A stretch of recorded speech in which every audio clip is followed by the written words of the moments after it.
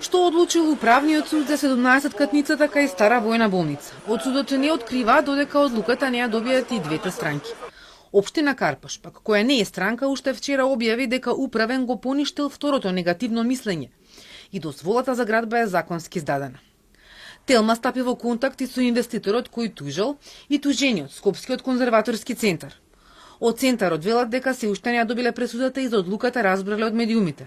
Бизнисменот пак Фатмир Етеми од ЗСФ.ком, еден од двајцата инвеститори, потврди дека тужбата им е усвоена и дека општината од нив дознала за одлуката.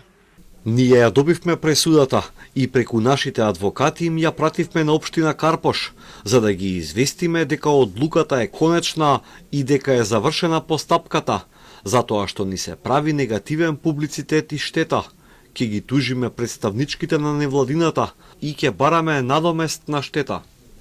А советничката група Независни за Карпаш, кои се дели од невладината ОДВА, неколку години ги алармира институциите за градбата во близина на болнички комплекс. Сега најавуваат дека по одлуката на управене нема да се откажат и ќе одлучат кои следни чекори да ги преземат.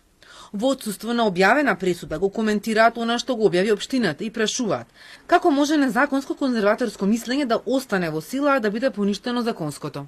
По самата пресуда, односно толкувањето нивно на пресудата, вели дека по едно барање не може да има две различни решенија.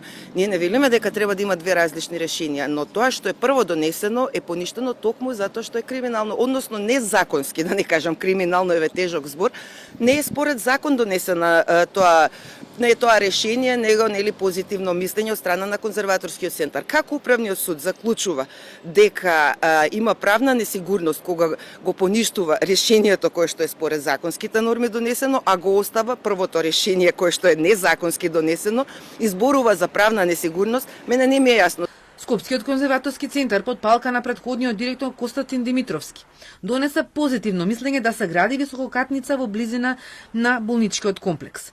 Тој беше потоа осомничен за рушењето на хотелот Шар по Скопската чаршија. Конзерваторски под ново раководство го поништи тоа мислење затоа што било донесено спротивно на Законот за заштита на културно наследство и донесе ново негативно мислење.